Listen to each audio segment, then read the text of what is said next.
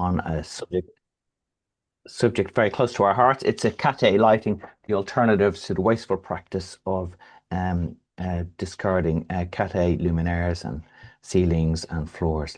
We have a stellar lineup of speakers as usual. We have John McRae, he's the director of the leading London architectural practice Orms. They are a specialist in sustainable development, and they've been pioneering reuse. And some of the projects include the Standard Hotel, the Outernet, and One New Oxford Street. Next, we have Paul Beale, who's the founder of an innovative Cat A lighting as a service initiative called 18 Circular, and he'll be telling us all about that.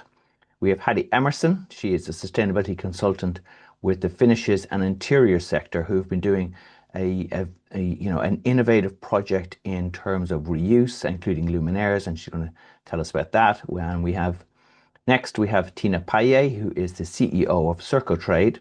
Now, Circotrade is a platform for trading, building materials, and including lighting, and it's about retaining the value of items that which otherwise would go to waste.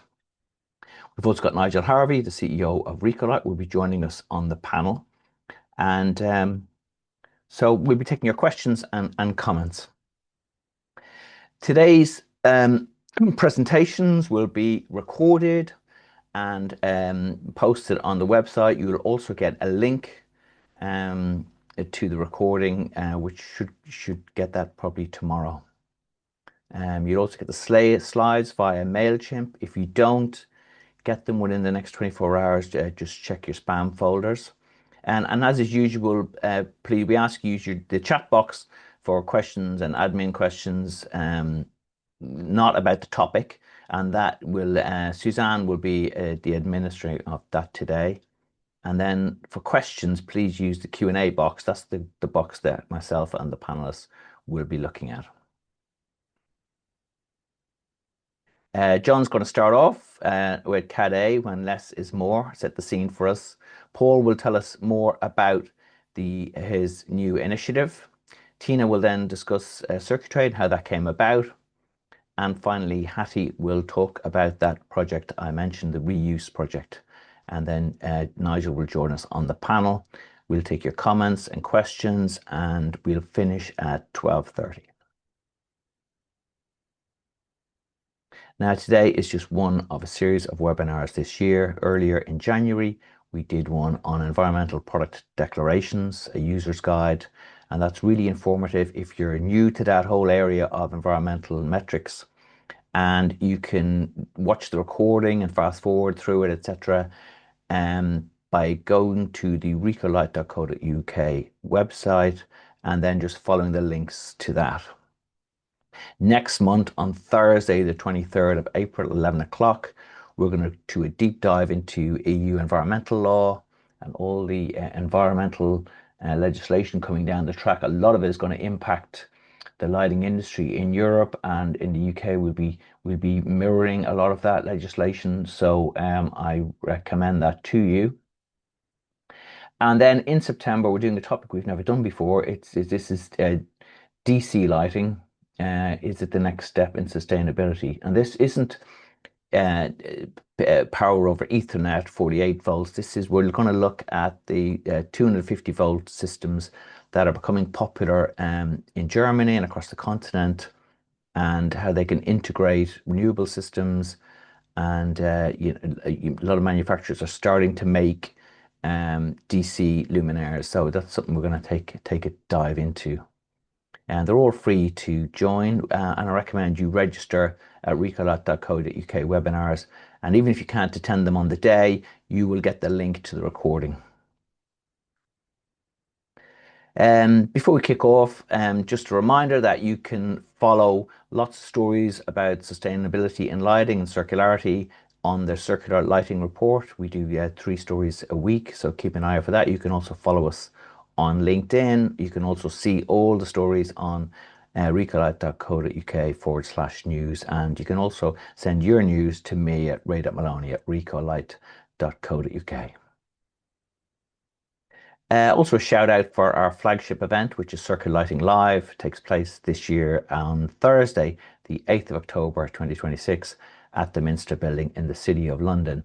And we're going to be looking at a bold vision for what the lighting industry and its ecosystem will look like in 2040, and how we can restructure the sector to make it less make waste and a more circular industry. Today's webinar is a collaboration with the End Cathay Lighting Waste campaign. This is a group of individuals who are campaigning to end the practice of dumping luminaires that we're talking about today. You can see more about the campaign on the website there at endcathay.co.uk. And the campaign holds numerous events to discuss the issue with various stakeholders, and so if you register, we'll be able to keep you posted about upcoming events and webinars, etc. Now, this is a typical Cat A office. Now, what this is trying to avoid is this so-called shell and core or shell and floor, where agents feel that they cannot make the rent with a situation like this, so they want a clean fit out for sort of tenants can come and inspect the space. Now, in a lot of cases, these lights and these ceilings get ripped out. Not all of it sometimes, but some of it, a lot, gets taken out. And we estimate that 100,000 luminaires come out of ceilings in the UK every week. That's 5 million annually. Now, 7% are currently recycled. Now, by that we mean they go through official channels such as RECOLIGHT, etc. There's a grey market beyond that where luminaires go for scrap. There's no paperwork attached to that. So we think only about 7% of that is going to what we would call the official channels. This is the kind of issue we're trying to address. So you know, some luminaires coming out that have barely been turned on, etc. So that is the scale of the issue that we're facing. There are alternatives, there are solutions, and there's lots of them on the website. But what we're going to do is look today at some alternatives. So I'm delighted to hand over to my colleague, John McRae. John, let me just unshare. Thank you, Ray. Yeah. Good morning to everyone. Just going to share my screen.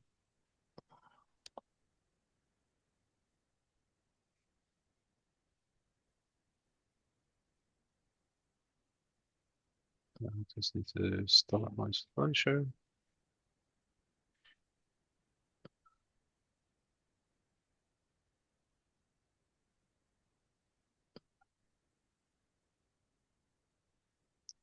Apologies, it's showing the wrong one.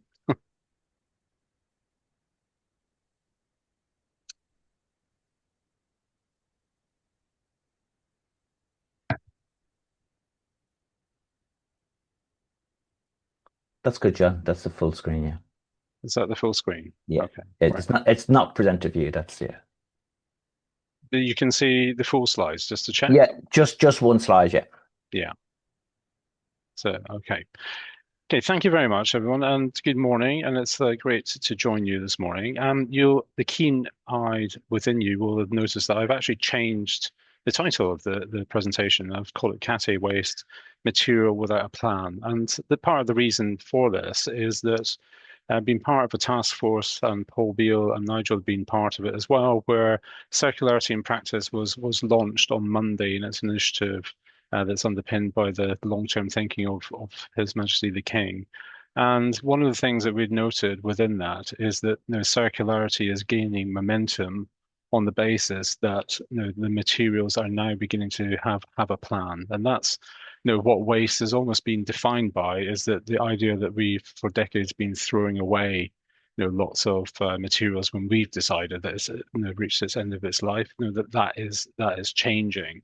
So just to give a further idea of the scale of the problem is that Cat A is wider than just the issue around light fittings. We also have it with ceiling tiles. A significant number of those end up in a skip, and also furniture. 300 tons of furniture per day end up in a skip, and a further 200 tons a day are recycled. So the scale and magnitude of what we see is quite enormous. And Cat A waste, which is a reference to office buildings, as Ray mentioned, that's one of the key industries and sectors that we see this particular issue. Ray mentioned that change has started, and I think there are a number of things within that. So doing less, I think what we're seeing more of is either only doing one floor or one area of Cat A, not doing the whole building. So no, that is reducing waste in a certain way, and that we've done less. Also, some buildings are doing what's termed shell and floor, where you do the shell of the building and leave the floor slab and the soffit free of any finishes whatsoever. However, I would challenge that is that just deferring the responsibility to other people later down the line. And I think there's a challenge of, well, should we actually be doing more than just the basic Cat A? Alongside it, in terms of giving materials an identity and a plan, we have been instigated a piece of work around material passports, and I'm sure Tina will pick up on some of this in the great work that she has been doing. And also, other practices such as AHMM have been giving guides as to how you adapt and change Cat A throughout its life. Now, I was going to underpin my presentation by just showing you, some of the work and ideas that we did within our new studio, which we call Home from Home. And it was taking a 1970s building on the left-hand side, you can see on the slide, that was a Royal Mill building, which we converted and completed in 2018 by giving it a new envelope around extending the area within the building, and then we've taken the sixth floor of that space just recently. So we've been in our space for 18 months. So this for us has been an interesting journey because we actually did the shell and core and Cat A, and as you'll see in a second, we've actually heavily adapted our shell and core and Cat A that we created, and there's lots of learnings for us within what we experienced. So when we inherited the space, Bosch Innovation had it since the completion of the building in 2018, and they had it as an innovation center with displays. Now they had, as you can see, the long linear lights, they had the rafts, fan control units above the rafts.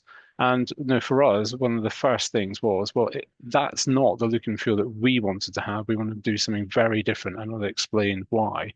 But one of the key things that we were able to do with the landlord was that we got them in agreement with them to take the light fittings back because they were repurposing other spaces within the building. And we also agreed with them through the DLAPs that we didn't have to put the light fittings back whenever we terminate or end our lease.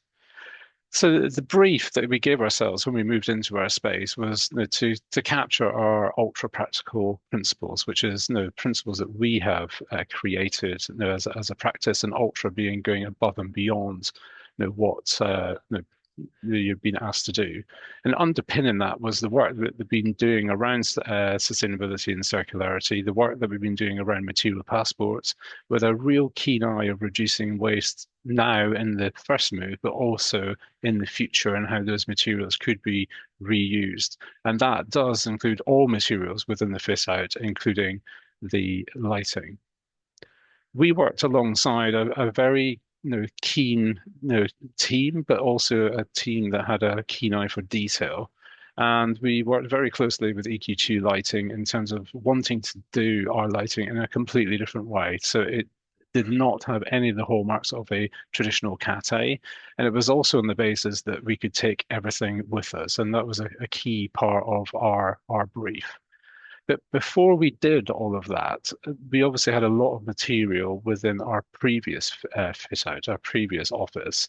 And the screenshot you see here is an extract from our Home from Home material passports, where we basically audited and created an inventory of all the materials that we had within our original previous space, and we identified where it could be used in our new home. And then if we couldn't reuse it, we then went out to the wider team and asked them if they would want some of the furniture. So you can see on the right-hand side, a couple of armchairs that have then gone to homes, and you can see the lovely cat having a great time in one of our previous office armchairs, which is nice. Then once we were beyond that, we then engaged Traco to help us to then identify other areas it could go to, such as schools or material holders. We could then ensure that we kept as much waste out of the landfill as possible. So in doing that, we actually were able to take large areas of storage units, for example, the display panels that you can see in the photograph on the right. We were able to take quite a lot of these elements and deconstruct them and then take them across to our new office. And also, the furnishings that you see, we recovered. So the chairs that we've got in our new office, some are 20 years old, some are 35 years old. And we also spoke to our previous landlord about what they were doing with the fittings, because we specified those fittings when we moved in 10 years ago to their previous office, and we would help them to get those repurposed. So looking at it from every angle. The fit out that we inherited, the Cat B that Bosch had done, again, we were able to create an inventory of everything that was in there, from the light fittings to the glass partitions, and we audited it all. We were able to reuse a number of those elements, and then those that we couldn't, we again with Traco, we found new homes for them, and some of them did end up in with charities and or with schools themselves. So to give you a flavour of that, on the left-hand side, the kitchen units were moved from one part of the previous fit out into where we needed it. And then we took some of their sliding partition doors, we got them resprayed, and they added them back into our fit out. So really thinking about what you can do with the materials that you have to then create a proper best-in-class office. You can then start to see the lighting that we created within the space. And key for us was to not have a sort of bleached, what I call laboratory scene within our office. We wanted it to be really purposeful lighting that focused on the workstations, the areas, and created a variety of spaces.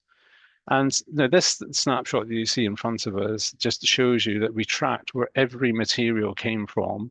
And Dodds and Shoot also worked with us around our furniture, and we were able to tell us the EPDs and the carbon for every single element that we brought into the new place. So that has been quite key. So in terms of how we've reduced Cat A waste, you can see, for example, that the lighting in the main office lighting is the floor standing lights. You can just see left and right in the workstation. So they are very simply plugged into the floor. They give us up and down lighting. We're able to control each of those fittings individually, but also we can take those away. So, and if we want to change the layout of the floor, we literally unplug them and move them as part of that. So very, very easy in terms of flexibility and adaptability. What you will also see around the perimeter of the shot are different lampshades which have got a warmer light to them. And that was quite intentional to create different scene sets so that people can go off and sit at the side. It holds all of our material libraries, but also creates away from desk spaces. So the light fitting on the left is the Zumtobel fitting, which gives us ultimate flexibility to do what we want, but also create the correct scene set. Now, what we had targeted very hard was keeping the upfront carbon extremely low, and our energy consumption as low as we possibly could. In terms of the layout, how that fitted in is that the lighting within all the other areas, and you'll see it in a second. So I've just shown you off on the right-hand side, the general workspace, but all other lighting is track fitting. And again, we've done that to give us complete flexibility to go from meeting room mode into town hall mode, and also to create events as well as gathering spaces for the office. So you can see the track fittings here, very small fittings and display, the larger fittings where we need it to focus on bits and pieces. And what you'll also see if you come to the studio today, is post the last event that we did, Paul plugged in one of his lighting as service fittings so that we could demonstrate. It was very simple to take his fitting and plug it into an existing universal track that we had fitted. So this is one of those spaces where it's gone from meeting room mode into town hall mode, and the fittings can be pivoted very, very simply without having to to go up into the ceiling and detach fittings, and you can really play with it. So the town hall then becomes the meeting room. You can see there's larger circular fittings in the center, then the spotlights at the side. This gives us the look and feel that we're seeking, but we can change that look and feel very easily by moving fittings or adding fittings. But the premise is that we could take every single thing that you see in that photograph in terms of lighting and the joinery and furniture with us to a future home. And part of our thinking has been about if we have bought new, we have the ability to have future disassembly and a roadmap as to what happens with those fittings if we either keep them and or if they are to be disposed of, we know where they're actually going to go. So, just coming towards the end of my my slides, what we can't forget through circularity is that the well-being of people and the spaces that you create can still be achieved. Circularity and reducing waste doesn't mean an inferior product. It means going that bit further. And this was just the feedback that we had from one of our employees. So one of my final slides was just to say, we were part of the Circularity in Practice launch on Monday, which was a fantastic event. It pulled together a number of people, a large network to really get action out of circularity, and I hope you will hear some more examples of that today. So thank you very much, and I'm going to pass you now on to Paul Beale. Thank you, John. I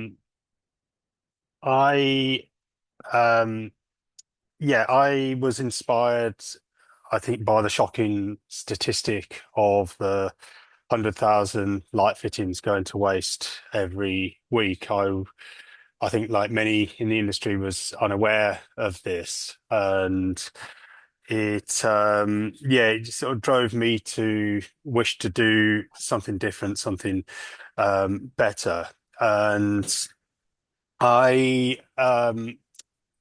wanted to be able to communicate this in a way that is not via a set of PowerPoint slides. So we've made a film, and this film is about the journey that we've been on with this initiative thus far. So I'll just share this with you now.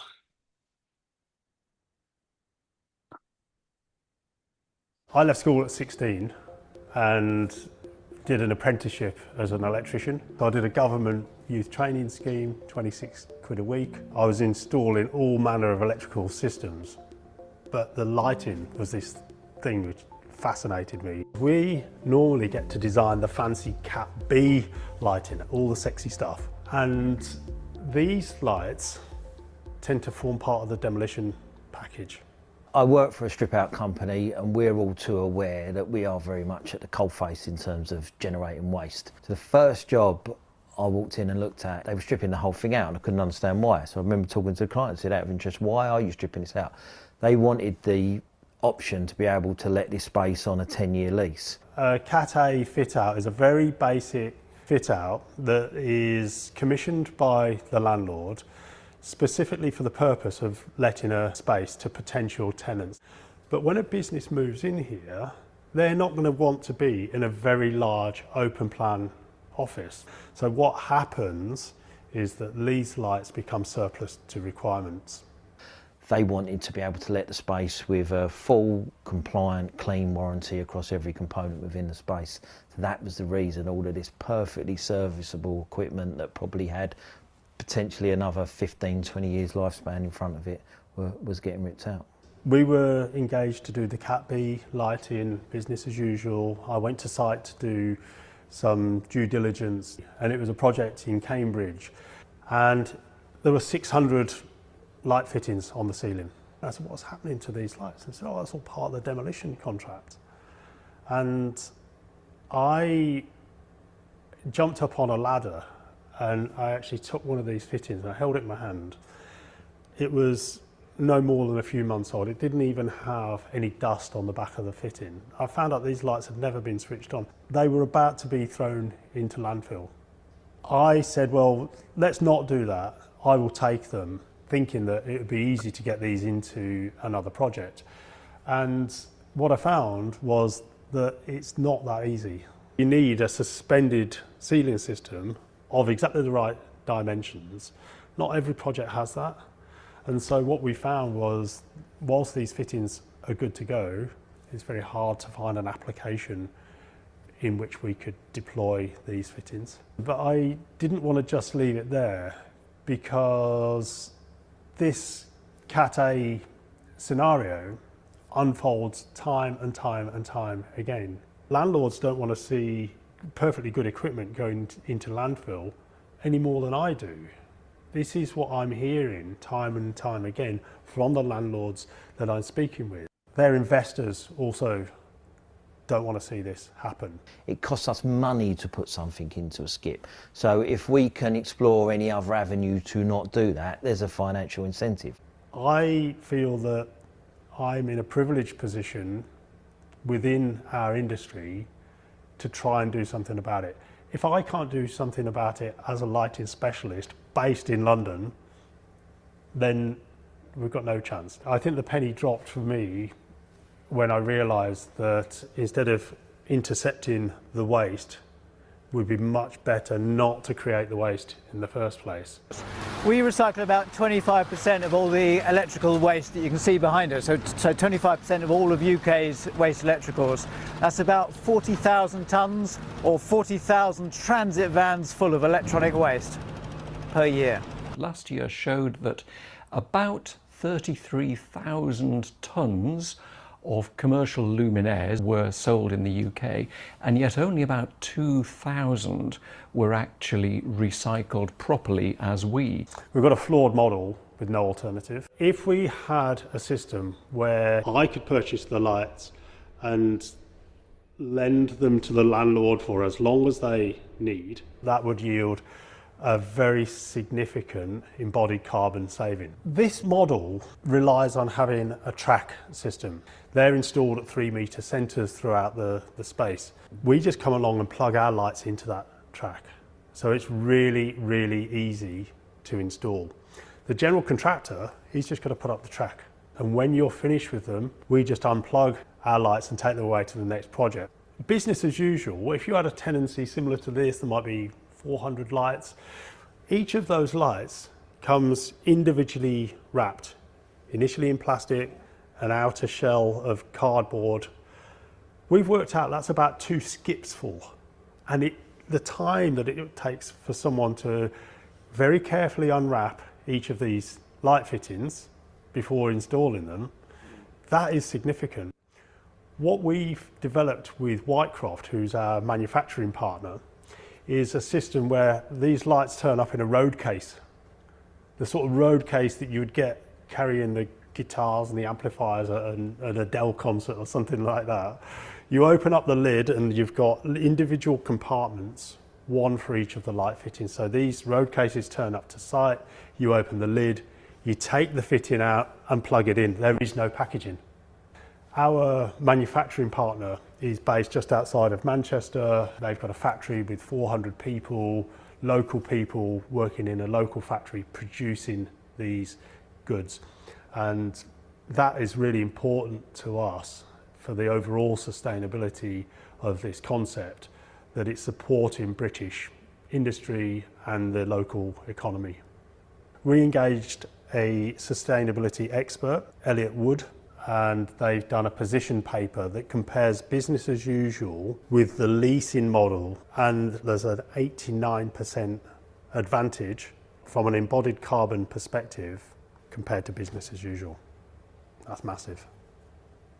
All of this goes towards innovation credits for things like BREEAM. So if a project is seeking BREEAM excellent or outstanding, Each one of these credits is significant, and reducing waste from a construction site is a big tick in lots of the rating tools. The tenant has an advantage now because they've got this track system that can supply the Cat B system. That's great. I can hang pendants from there. I can do up light, down light, spotlighting, focus task lights. So having that track there from a Cat B perspective, really, really useful. Clearly there's a hierarchy of reuse being better than recycling. So this is kind of the last stop, but it's better than kind of losing all of those commodities. Recycling is only a great outcome if it's not possible to reuse the product and it's not possible to reduce use of it in the first place. More and more now when we're looking at tenders, we're looking at projects, there are aspirations from the client in the first instance that reuse is top of the agenda. I think one of the biggest challenges with this is just that it's not business as usual. People are frightened of introducing risk or complexity into something that's a very pressurised process. People have committed to do something in not enough time for not enough money generally. So to introduce any other complexity into that, it's a big call for someone. I am absolutely sure that in the future, we're not going to be doing this. We're not going to be putting in these lights with a view to putting them in the bin. It's nonsense. Of course we're not. But what we need is for someone to say, yeah, that makes sense. I've got the courage to do something which is slightly different to the usual. And let's face it, it's pretty low risk, isn't it? Like, you're not going to not end up with some light fittings. I mean, if we're looking for a good example of a successful circular model, we've only got to look at raised access floor tiles. And they're the perfect product, they're modular, they're robust, every fit out uses the same size, and it's just proof that the concept works. 5 years ago, it wasn't the norm, but it was starting to embed itself as standard industry practice. Now it's a given. Behaviour change is really tricky, particularly in the lighting industry, because you've got some established practices that, oh, I buy my lights from this contractor, he sets up the building and off we go. When the WEEE directive started, it was the same day as the smoking ban. And that's a really good analogy because we all know you can't smoke in the office, but we don't all know you can recycle the electricals. So it's kind of breaking that mould, and it is a challenge. And I would hope that the rental system is a success, but if the price point is cheaper and you have a budget to advertise, I think you're on to a winner. The idea of being able to supply Cat A lighting that can then come back and be reinstalled elsewhere for a second, third, fourth iteration is so much more sensible than just putting in new product and allowing it to be recycled. There's no doubt about the environmental advantage of having a circular lighting as a service model. We're going to buy these light fittings that are going to be able to be used again and again and again. So the cost of these lights is amortized through several deployments. That means that we can bring this model to market actually at cost comparison, if not slightly cheaper than business as usual, and that's a game changer. I would be incredibly proud to be associated with bringing this concept to market. I expect others to follow. Bring it on. Okay, thanks for watching, everyone. I think that hopefully captures everything that it's all about, and I would welcome any questions that might arise from this in the questions. So Tina, I believe you're up next, so I will mute and you can take over. Thank you. Yeah, thank you so much, Paul, for the introduction. And let me get this up full screen. Great. So I'm Tina Paillet, and I am the founder of Circotrade and the co-founder of the Circular Do Tank, doing rather than thinking. And we'll get to that later. But before having those rules, I spent over 30 years as a developer, investor, and asset manager on large, complex office and commercial schemes, which is why I want to start my presentation with a short story from that perspective. It really shows how Cat A waste happens even when you're trying actively to avoid it. So these figures illustrate the scale of the problem, and I know we've had a few stats already about light fixture waste. So this is looking at it from a more holistic viewpoint. And above and beyond light fixture waste, there is all of our construction and demolition waste, which dominates UK waste streams. And you can also see that only a tiny fraction of the materials are reused. So on one London development of about 450,000 square feet, which I was leading, we pre-let almost the entire building in shell and core. Perfect. There was minimal Cat A waste, and everyone was happy, except for one floor, which was not pre-let. The agents insisted it wouldn't let without a shiny Cat A fit-out. And then my investment committee started putting pressure because we needed to lease that floor. So we fitted it out. The tenant signed and then stripped most of that fit out, and it all went to waste. So the point is simple. Even motivated clients get pushed into wasteful decisions because the system treats installed materials as future waste, not as future value. So many of you in the room work directly with Cat A materials every day, and you know the practical barriers better than anyone. You see the logistics challenges, storage, timing, the fact that materials come out of buildings at the wrong moment for the next project. You see the technical gaps, missing warranties, incomplete specifications, outdated drivers or dimming protocols, fixtures that look tired or not quite flavor of the day.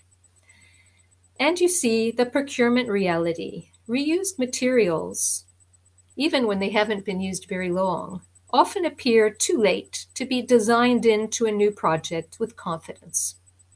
All of that is real. But underneath those practical issues sits a deeper structural problem. We don't have early inventory or valuation. We haven't identified a route to reuse.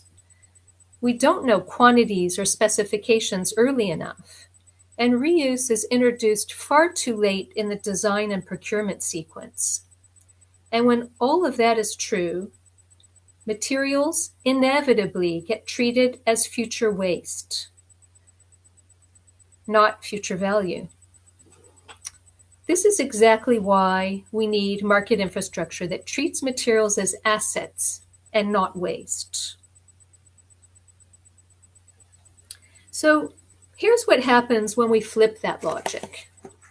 On a central London refurbishment, we identified a large quantity of delta boxy luminaires heading for strip out. Instead of sending them to waste, we assessed them and established a remanufacturing route via our remanufacturing partner, A Lightingl. The remanufactured fittings are able to deliver improved efficacy from 110 lumens per watt to 150.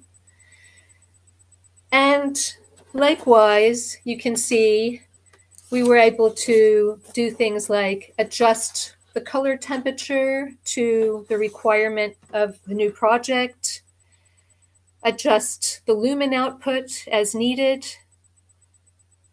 operate on the same lifetime and UGR performance, and have a carbon reduction of over 40 kilograms of CO2 equivalent per fitting. And financially, the comparison was equally compelling. The new fixture worth £358. The remanufactured cost, all inclusive, $163. What were the savings? up to $195 per fitting. And crucially, we identified the end use before dismantling. It turns out that these fixtures could be used in the future Cat A project in the same building. But this time, with a passport, a digital passport, with a specification and the knowledge that they could be reused again and again. And that single step changes everything. The initial owner of the building and its light fixtures doesn't gamble on dismantling costs. The remanufacturer has a predictable supply. The project team has certainty for the performance and price for their future project. And the business case therefore becomes defendable.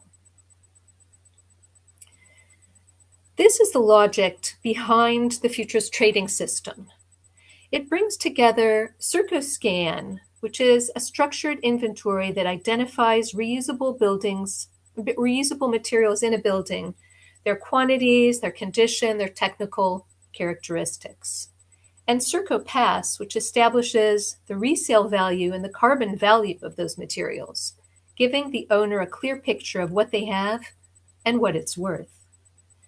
And through Circotrade, securing the reuse route in advance using a futures contract supported by a marketplace that matches supply and demand when needed.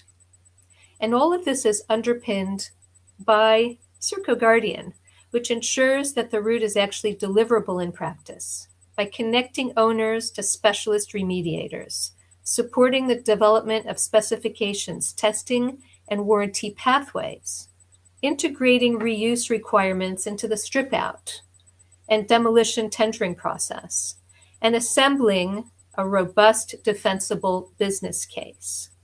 In other words, a full route from early inventory to final reuse, supported by technical and commercial certainty. And none of this happens in isolation.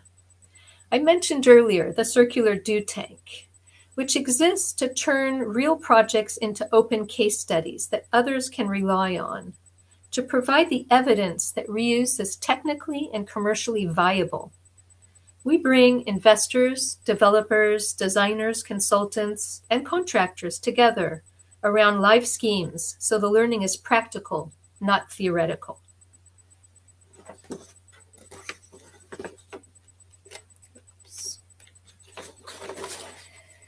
So another thing that we do with the circular do tank is that we push and we use evidence to push for policy and procurement shifts that make reuse the obvious choice, because without those system levers, even the best technical solutions struggle to scale.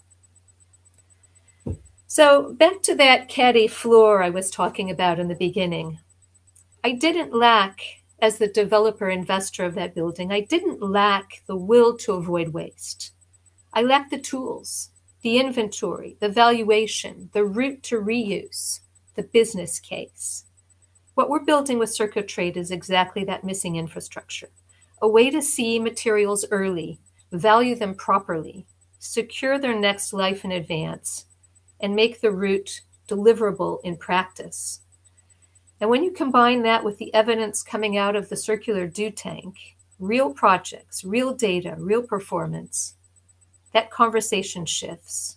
Reuse stops being a sustainability gesture and becomes a commercially rational decision. Thanks for listening, and I now will hand over to Hattie Emerson from FIS, if she wants to take the screen. Thank you so much for that, Tina. Hopefully that is transitioning over now. Yes. Yes.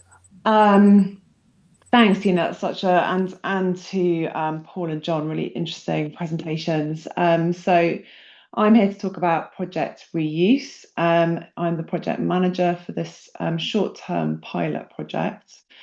And the project is part of the FIS, which is the Finishes and Interior sector. If you're not familiar with the organisation, it's a trade industry body It's very proactive and collaborative, and it helps members to manage compliance, drive up standards, reduce risk, and improve productivity. There are lots of very active subgroups within the FIS. For example, there's a sustainability group, and this project spun out of discussions that particular group had around wanting to drive more improvements in circularity and get a little bit more involved in reuse.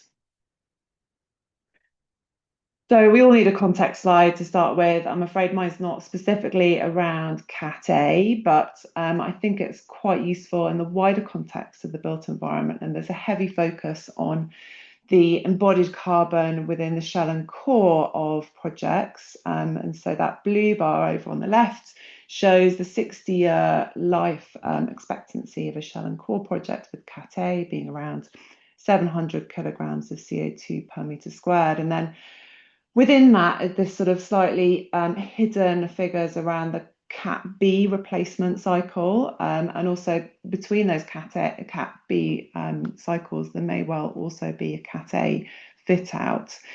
And we know that the cycles of replacement are between 5 and 7 years from the Financial Times research. Those replacement cycles are getting more frequent. So we're looking at sort of 2 to 3 times the amount of embodied carbon through those fit out cycles, greater than the actual shell and core. So we really need to get better at doing these fit outs. So our project, as I say, it's a pilot project. We're literally just focusing on suspended metal ceilings and luminaires, partly because they are so frequently used as part of the Cat A cycles, but we don't limit ourselves just to that particular sector. And the idea is that we will help prove there's a market for reused products and a commercial viable market for them too. And we're particularly looking at project to project reuse. So at the moment, there's already quite a lot of reuse where products are passed to the third sector, or products might be used across a client's portfolio of buildings or retained within that particular cycle of a building. But we're trying to open up reuse by opening up the project to project exchange and transferring ownership of products. So we started by trying to understand what the supply looked like, what products are available, and what quantities of products, how do we access those, what quality is out there. And we've actually got a really great supply of products at the moment coming into the project. And then looking at demand, how do we then transfer that ownership and get that into new spaces, and what sort of assurances and warranties are required for that transfer of ownership. We're building up all the costs associated with it. How much extra does it cost to demount? How much does it cost to palletize these products? What does transport look like? And particularly, what does storage costs look like as well? And how does that compare to buying new?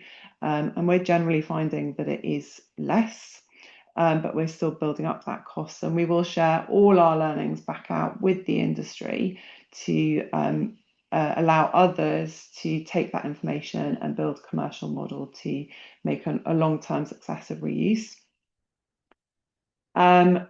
We will be writing up case studies from where we've been successful, being able to transfer product ownership and sharing all of that back to the industry too, along with the carbon savings as well. So this is funded by various organisations who are driving forward with circularity. These funded phase 1 of the project and are proceeding through to phase 2 with us as well. So we've been running for about 18 months already. A lot of that was sort of setting the groundwork, building networks, finding partners, that kind of thing. And I'll talk about what we've done in phase 1. So we've got a really good range of partners, including Blackstone Strip Out. We saw David Hughes talking on Paul's video earlier. We've got Ambit and Overbury, BPC, Space Interiors and Lumibel, who are all involved in fit out and installations. We've got SAS, who manufacture ceiling tiles. We have TP Bennett, who are an architect, obviously RECOLIGHT, who organise this event, and Reusefully, who are a circularity consultant. So in terms of phase one, we have partnered with a storage facility. They are called Cama. They've got a lot of experience storing products in the film industry. So between perhaps series being recorded, they store set designs for that kind of thing. So they've got a very good, well-established management process to accept products and keep them on site and transfer them out again. So we've had some success with various products going through their storage facility. We wrote a paper with all our learnings and we shared that with the DEFRA Circular Economy Task Force. That is also available on our website, so recommend anyone having a look at that. It's got lots of recommendations for how we need to develop as an industry to improve circularity. I produce a product catalogue roughly every month, and that gets distributed to around 50 different interested parties who've expressed an interest in reuse and incorporated reuse products into their project. Yeah, if anybody wants to receive that, do let me know.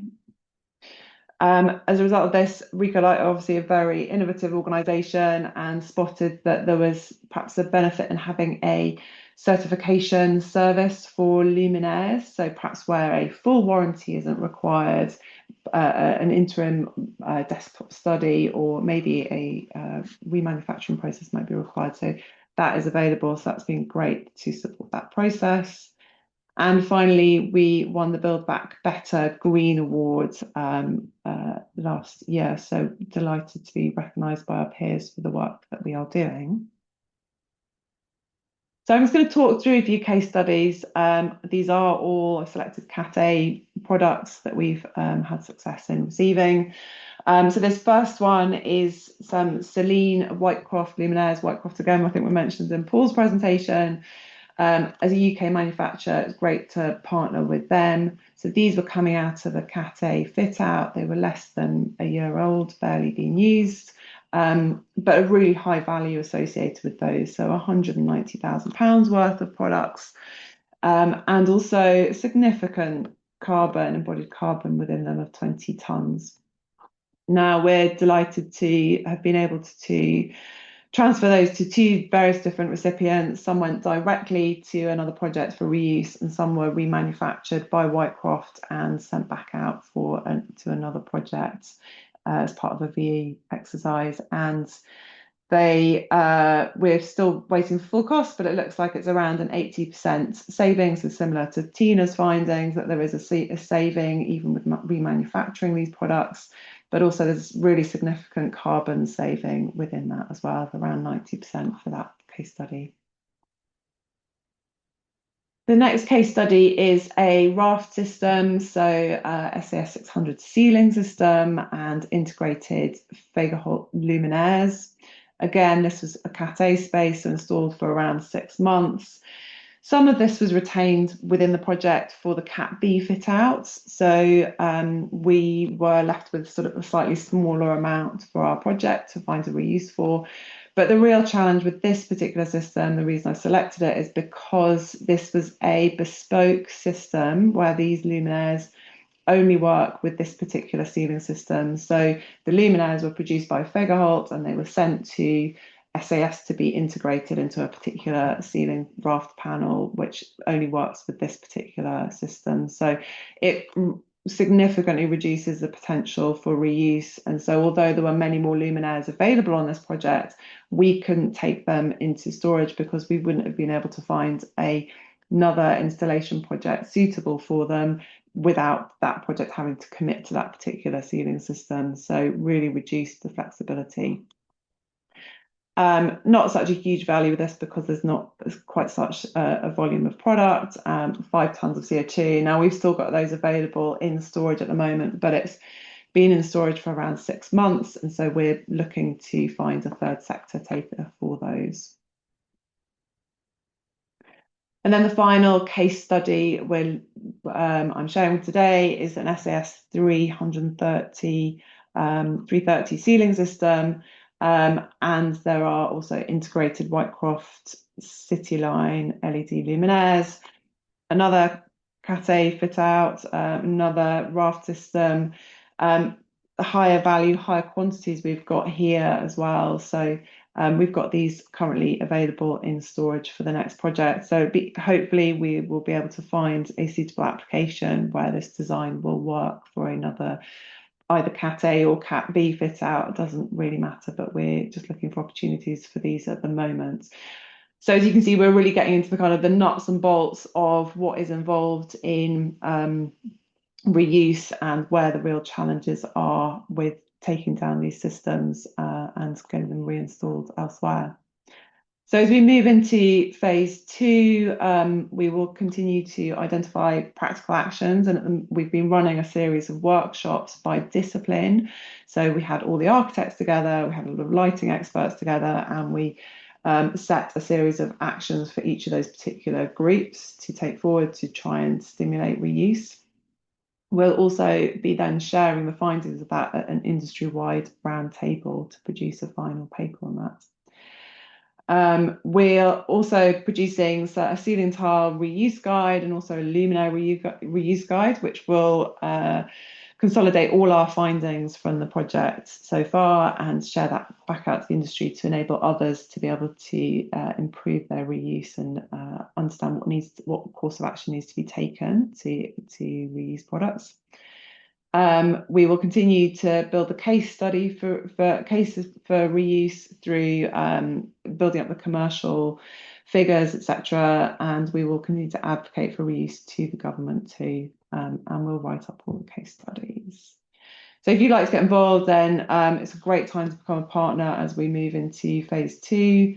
But also, please do get involved in testing the process. We're always looking for donor projects or receiver projects, but also anyone else in between who might want to get involved in sort of remanufacturing and supporting that process too. And as I say, if you want to receive the catalogue, then just drop me a line. Thank you so much for listening. I think now we are moving into a Q&A. We are indeed. Yeah, so if I could invite, thank you, Hattie, and thank you all for the very thought-provoking and inspiring presentations. Didn't you think, Nigel? It's good to see that things are actually happening in this space. Very much so. It's really inspiring to see different initiatives starting to really have an impact. And actually, Hattie's bar chart of the embodied carbon was so telling that actually every time we crank the handle and another load of product gets inappropriately recycled, unnecessarily recycled, we're just jacking up the wasted embodied carbon. I would just mention one minor point, and that is that at the beginning we talked about the national average of recycling of fittings being around 7% of the weight of new fittings being supplied. In fact, RECOLIGHT and our members are responsible for the majority of that 7%. So for the companies, the lighting producers that are members of the RECOLIGHT scheme, their rate is in fact rather higher than the 7, somewhere between 15 and 20. And paradoxically, almost as a consequence, for those that are not members of the RECOLIGHT scheme, most of them, their rate is rather lower than the 7%. What happens to the remaining fittings is they're probably recycled inappropriately as scrap metal, which is actually not a lawful way to treat waste fittings, because they may have materials that have to be managed by the proper WEEE process. Mm-hmm. Okay, good. All right, thank you. Let's go to our questions and comments from delegates. This is probably the killer question from Wojciech Czeplik, who's with Brand and Partners. I think he's in Germany. Which one change would stop Cat A lighting being ripped out and binned? Contract terms, leasing model, or technical standardization? Anyone? I'm happy to jump in, because if I had to choose one lever, it would be the contract terms, specifically embedding a clear reuse route and valuation early on in the project. I think leasing models and technical standardization are really helpful, but they don't solve the core problem, which is Cat A is installed without a defined end user. And so it becomes waste by default. Something that I think John, in his introduction of the new title of his slide, was waste, material without a plan. You know, and that is the definition of waste. So I think if you introduce early inventory, resale and carbon valuation, and then you secure a route to reuse, all of a sudden you turn that wasteful process on its head. So you're talking about at the tender stage? Even way before that. Really? As early as you know, there may be a refurbishment or a strip out project. The owner of that building can already have those materials, those light fixtures, analyzed, assessed, valued, and sell them onward in their future remanufactured state with new warranties before they've even started to pay a contractor to start dismantling them. It's that thinking ahead that jumpstarts the whole value equation. Can I add to that, Brian? Of course, yes. I mean, you work with some very progressive clients, don't you? Who you know, are very conscious of this, aren't they? I think I'm going to answer this question in two different ways. I think my first response would be, unfortunately, there is no one answer to the scenario that we have, and I think it became abundantly clear when we had the Circularity in Practice launch on Monday up in Manchester, which was bringing together a network of very different businesses, very different practitioners, designers, suppliers, manufacturers. The resolution of this particular matter is a network of people and a network of like-minded people working together openly, sharing knowledge. There's some brilliant initiatives going on, though you've heard three of them today. It's the network working together that's going to resolve this, is one way I would answer it. If I had to choose one thing that needs to change, there needs to be a cultural change. That's the one thing that needs to change, is that it is unacceptable to throw things in a skip. That needs to be the underlying cultural reevaluation of the whole process. Because I think the other thing that the task force in Circularity in Practice defined was that circularity is actually a process, but it's a complete mind reset. So I think we need to be thinking about both of those in parallel, and then you can get into the weeds around, is it leases, is it risk, is it finance, because it does need a cultural rethink. Definitely, John. It's got to be like drink driving was 20 or 30 years ago. None of us would now get behind the wheel having had 5 pints. And yet that's the sort of approach that we're still taking when we scrap perfectly good, perfectly usable products.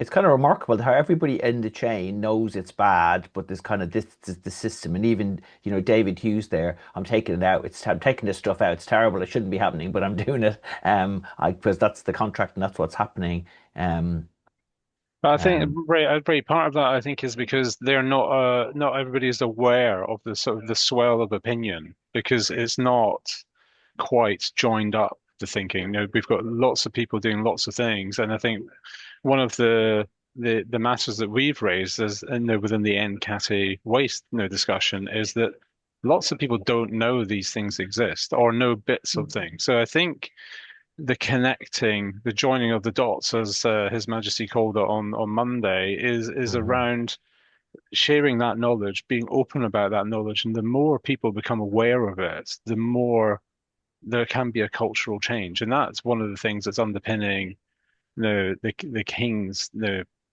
inspiration behind the initiative that's been launched. Is that this is not just a construction thing. This is a day-to-day affects everybody and everything that we do. So that's why I think the cultural change. As soon as people start asking, I think in fact there was one question at that event on Monday, which is, my 15-year-old son buys all his clothes on Vinted, doesn't buy anything new, and my response to that was, well, that's the future occupier of a building. It might be the future developer of a building whose attitude might be, well, why is it new?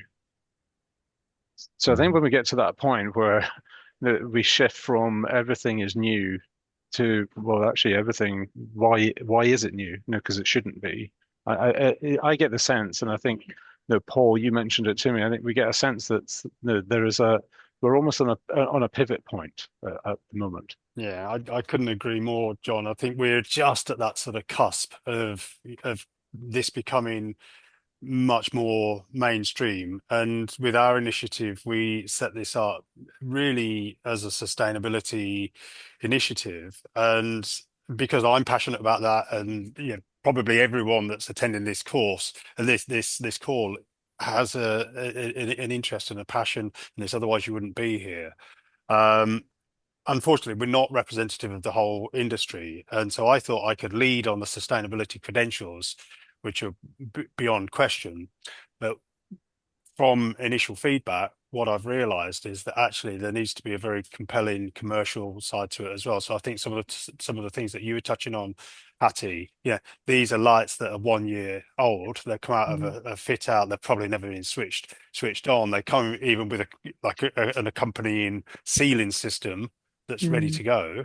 Like, why would you use new when you've got Hattie's system that's off the shelf? Why would you buy new light fittings in a business as usual setting instead of leasing them through a scheme such as the one that we've developed? And one point that I'd like to make is that we developed this concept thinking that our target audience was developers, was landlords, and whilst that may, in the fullness of time, come to be the case, some of the things that I've been posting on LinkedIn, I've been having a lot of engagement from fit-out contractors. So you wouldn't expect the fit-out contractors necessarily to be all over this. They're getting in touch with me, arranging meetings, saying, Paul, what I see that you're putting up there is fantastic. We're looking for an edge. There was a contractor that contacted me last week. He says, we've got 2 full-time sustainability people because we really care about this stuff. We don't want to be part of this problem. It's a stain on our industry and we want to do different. We want to do better. And I just, I almost sort of welled up when I heard that, because it's not just the very top of the pyramid. It's lots of people who are involved in this practice that want to do different and want to do better. I agree. Oh, sorry, Hattie.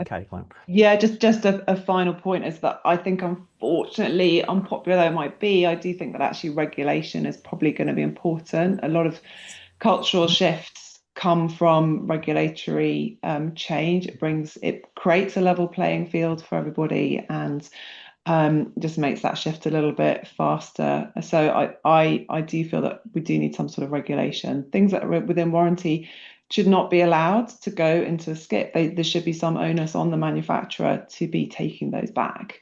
So I think there's definitely some position for that. Is there a specific regulation that you have in mind, Hattie, or?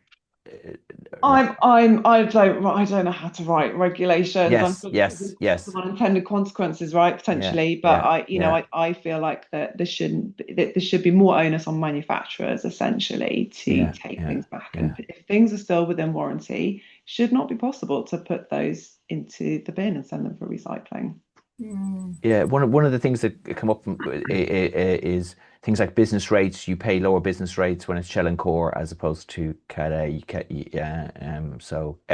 is that regulation actually. So you're exactly right, Ray, that there are business rates, and often strip outs happen very quickly when a new owner takes possession of a building. They don't want to pay business rates while they are working out what they want to do with that space, potentially engaging with architects, and so they at the moment they would have to pay business rates on that. So there is a very quick turnaround of bringing in a strip out contractor to take everything out, and then they don't have to pay business rates. So yeah, that would also be a very helpful bit of regulation to amend and adapt in some way. Tina, did you want to come in on that? Yeah, I'd like to jump in. I have to agree fully with everything that's been said, and especially the point on regulation. leveling the playing field. And that's something that with the circular do tank, we've been really working hard on being part of those discussions with the government. And most recently, we put in our representations to the National Planning Policy Framework, which, sounds like a sort of old back office dusty, sort of thing. And why would that be important? But the reality is that it will impact every decision that we make. And the circular economy right now is just given a slight nod in that document. So that's something that I think, we really need to be vigilant, because if we want change of mentality, which, I totally get that. We need that change of mentality. There are several ways to push a change of mentality. Making it commercially worthwhile is one of them, but having regulation impose these changes, and we've seen it across Europe as well. Things like extended producers' responsibility for building materials, which actually can shift the dial. So, and also the carbon, the cost of carbon. We know that regulation in the UK as of 1st of January 2027 is going to institute the CBAM, the UK equivalent of the carbon border adjustment mechanism. And that, I think, is an opportunity for the circular economy, because when you start taxing at going rates the carbon that imported materials have used to manufacture, then all of a sudden you start seeing that, well, actually, if we kept our materials in play longer within the UK, we wouldn't be forced to pay these exorbitant rates for materials that have to pay a fairly heavy carbon tax at the border. So I think there are things that are coming in play that will be supportive. And I also have to say that as my final word, but I'm really encouraged by what happened on Monday with, the circular task force around, what the King is supporting, and that John had mentioned early, John and Paul. So I think we're seeing a change in mindsets and in regulation that will be supportive. But proof is in the pudding. Mm-hmm. Okay, well, I'll dive in and take some comments and some specific questions from our attendees. Debbie Ward says, great presentations. I think in addition to behaviour change, it's about how best to reduce perceived and actual risk. Buying new is seen as lower risk. As mentioned in the presentation, there are a lot of case studies showing the art of the possible around reuse, but many in the industry still aren't aware.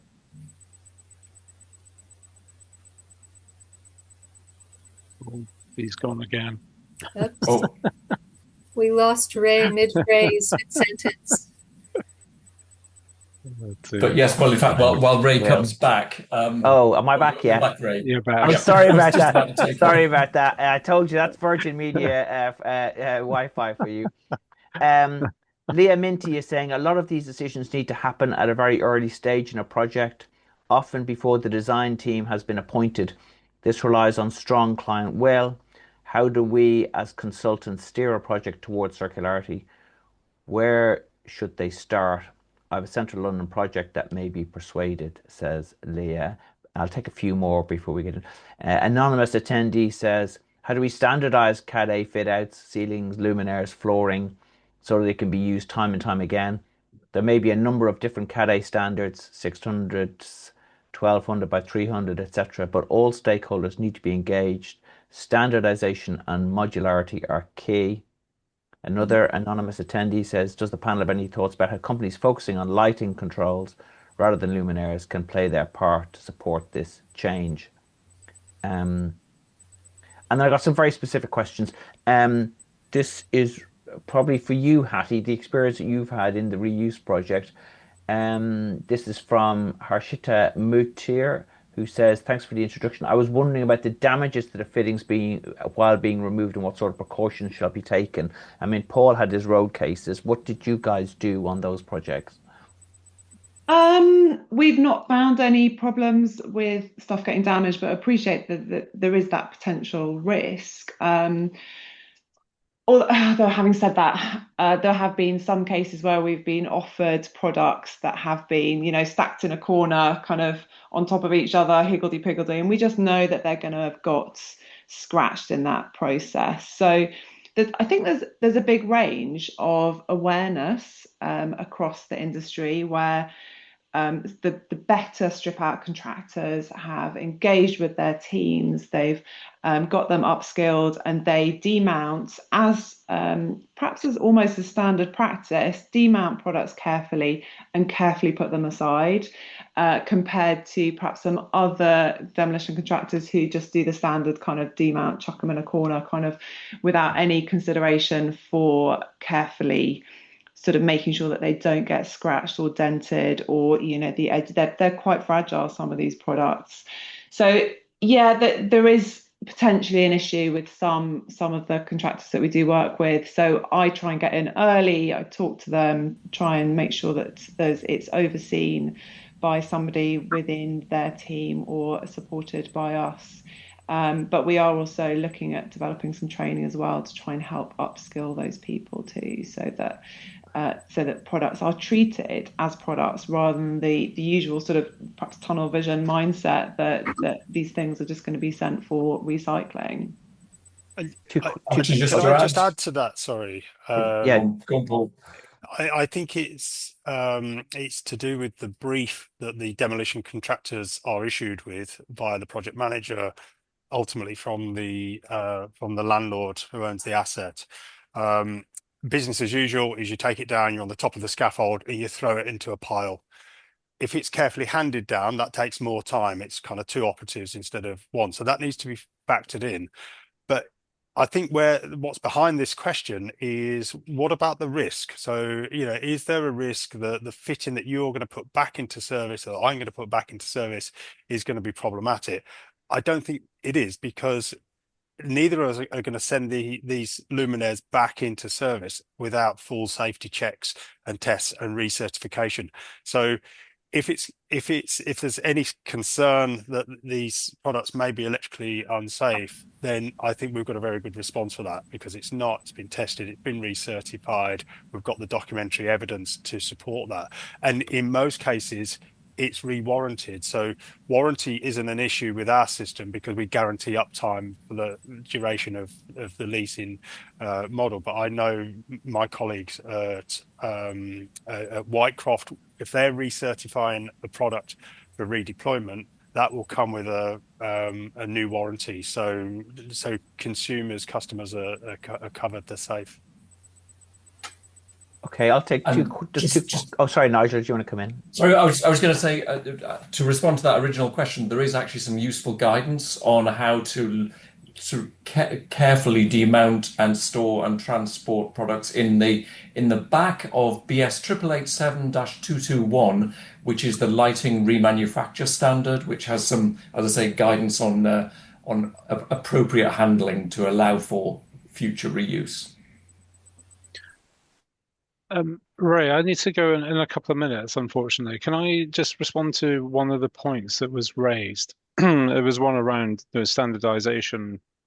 But Ray seems to have frozen again, has he? He's back. Sorry, I talk among yourselves when I drop out. Oh dear. Sorry about that. No, I was just saying my internet connection is unstable, it's telling me. So I kind of knew that. Ray, I was just saying I need to go in a couple of minutes, but can I just respond to the question around standardization? Because I think there's an extremely good point, which is moving away from bespoke, because bespoke does lead to difficulties around flexibility and adaptability.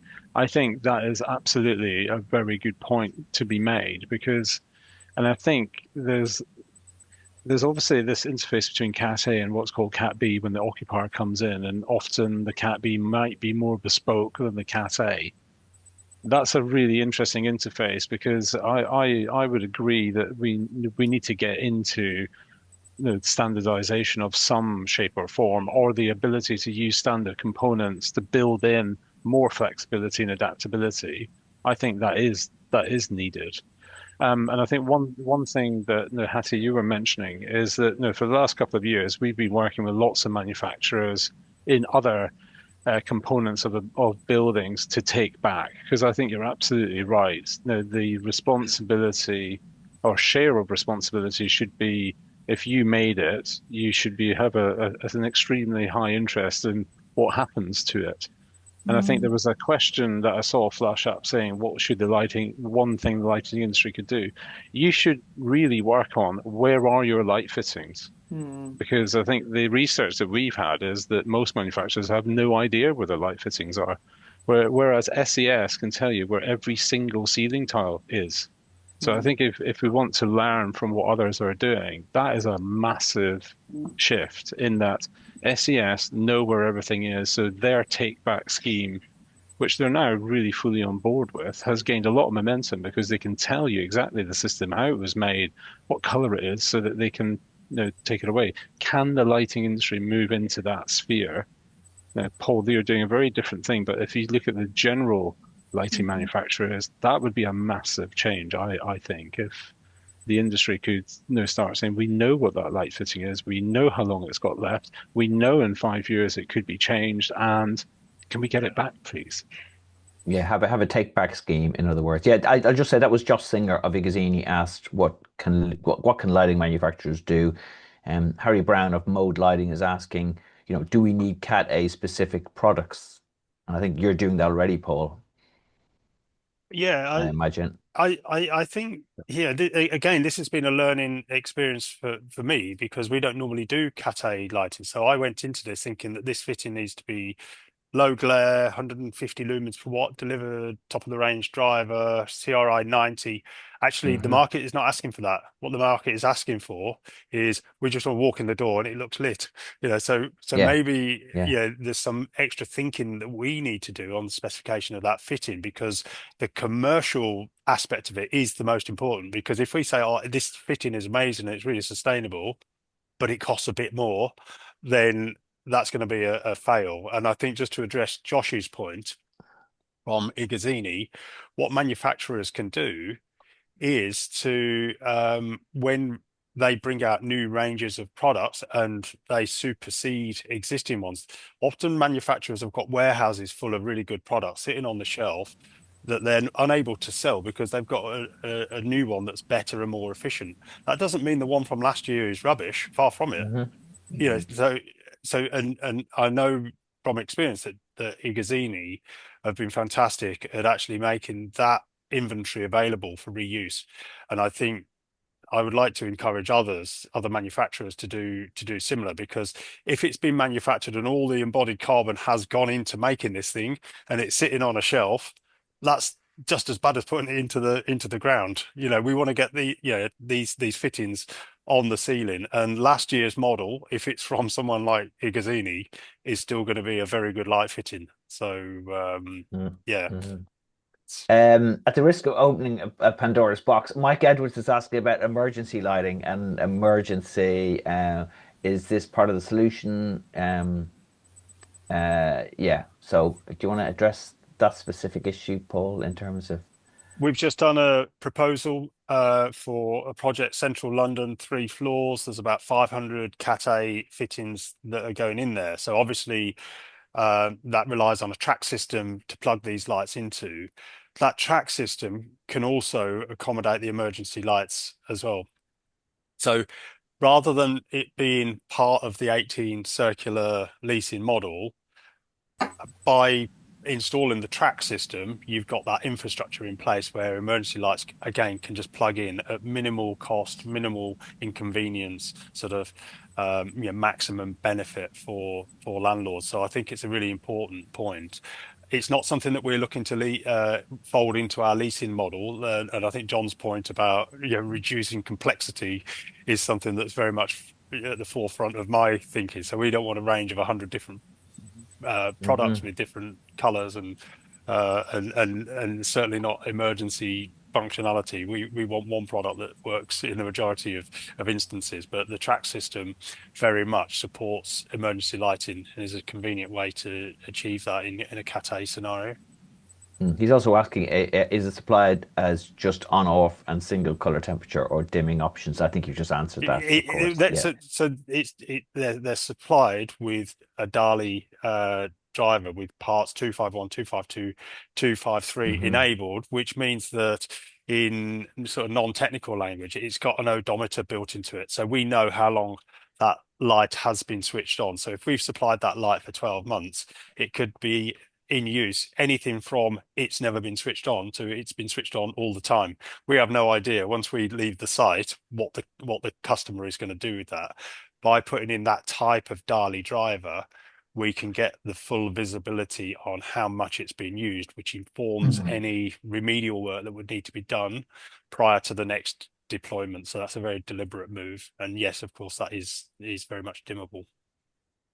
Mim Bump for Beaufort is saying, isn't part of the underlying challenge for circularity and for the reusing of installed Cat A luminaires that it probably doesn't take into account trends in design, as only certain luminaire types, recessed downlights, surface or suspended downlights, suspended luminaires, track lighting and profile lighting systems are currently desired or required in the design of the modern workplace?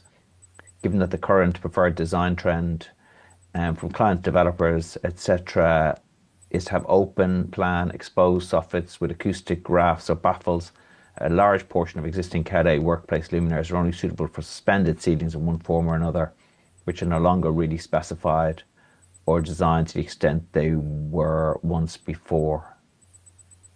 Anyone? Isn't this an issue for not just the lighting industry, but wider, actually, that fashion trends and you know, things being flavor of the month or flavor of the year actually is the enemy of circularity, because actually, you know, it affects textiles, but what you wear, shoes, what you put in your house, it's a problem. Agreed.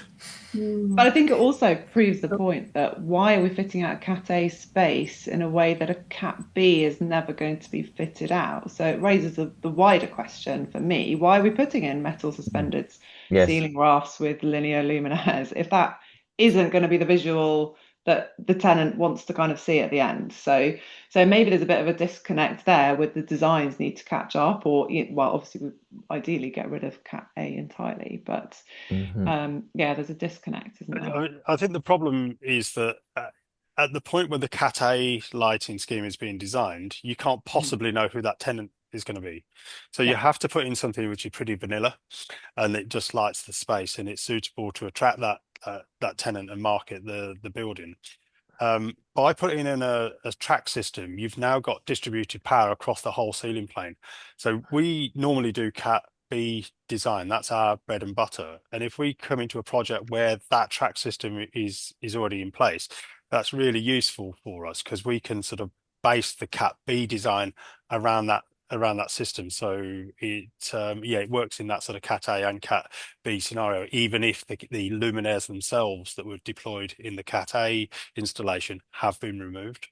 I'd just like to jump in because I think we had this discussion actually on an earlier panel a few weeks ago, and there's always the debate as to whether we wouldn't be better off either being at shell and core or at Cat B, but not trying to go the in-between route, which doesn't really please anyone. Okay, it lights the space enough so that someone can imagine what it might look like, but if it's only a temporary staging, mechanism, then aren't there other ways to be more efficient? And shouldn't we be pushing for a stronger, part of the fit out, or less?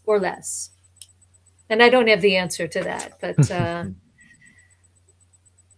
we don't. Hattie, did you want to come in? Oh, just a quick one. Your recipients, what were their sort of concerns about the lighting that you gave them? Was it cost? Was it warranty? So one of the case studies, they wanted the luminaires because it was a part of a value engineering exercise. The carbon wasn't a driver for them at all, which I think is quite an interesting point. I think a lot of us come from a sustainability angle where it's all about the carbon, but actually it's not. There's a dual benefit to reusing carbon and cost, and sometimes we need to adapt the narrative to whoever we're talking to, and we need to include all the strengths of reuse. So yeah, definitely we're finding that cost is the cost case is there too. It works commercially. Yeah, I think there's a problem where we're working with clients that have got really high-end sustainability spaces. So if they're designing lights into a Cat B space and there's well requirements, and so you've got all sorts of, I mean, I'm not a lighting expert, but whatever, luminescence and circadian rhythms, and like so technical. So it's not always a perfect match, but there's certainly opportunities in back of house areas, and I think we just need to do this wherever we can and prove that it is possible, and yeah, just build up those cases, help people understand that there isn't really the risk around it that is perceived at the moment. Good stuff. Sorry. Quite briefly, Tina. Yeah, very briefly, I think in the case study that I presented as well, I mean, I think it's clear that Cat B and even Cat A is looking for more and more sort of, sustainability drivers. But the commercial driver is the one that's really making the decisions. That's the first lessons learned that I've seen.